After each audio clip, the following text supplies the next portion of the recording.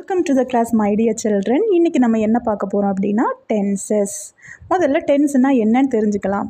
A tense is a form of the verb that express time.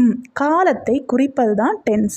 சரி, இப்போது டென்சஸில் என்னென்ன வகைகள் இருக்குது அப்படிங்கிறத நம்ம பார்க்கலாம்.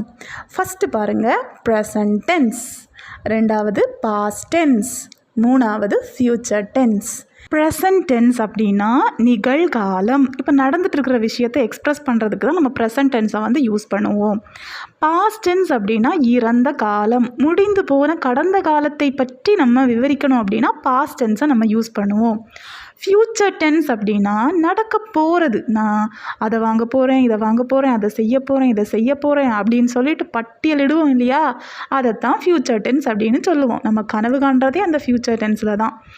ஓகே, உங்களுக்கு அப்போ present tense, past tense, future டென்ஸ்னால் என்னென்னு தெரிஞ்சிட்ருக்குன்னு நினைக்கிறேன். இப்போது ப்ரெசன்ட் டென்ஸ்லேயே நிறைய வகைகள் இருக்குது. அது என்னன்னு பார்த்துடலாமா?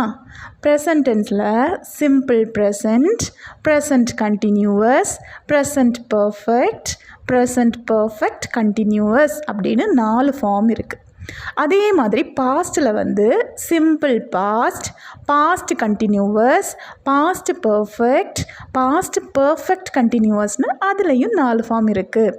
அதே மாதிரி ஃப்யூச்சர் டென்ஸில் பாருங்கள், simple future, future continuous, future perfect, future perfect கண்டினியூவஸ்னு அதுலேயும் 4 ஃபார்ம் இருக்குது. இப்போது டென்சஸின் வகைகள் என்ன அப்படிங்கிறது உங்களுக்கு தெரிஞ்சிருக்கும். அதே மாதிரி present tense, past tense and future டென்ஸின் வகைகள் என்ன அப்படிங்கிறதையும் நீங்கள் தெரிஞ்சுக்கிட்டு இருப்பீங்க. Present tense, past tense and future டென்ஸோட வகைகளை அடுத்த வீடியோவில் நம்ம டீட்டெயிலாக பார்க்கலாம். Thank you so much for listening.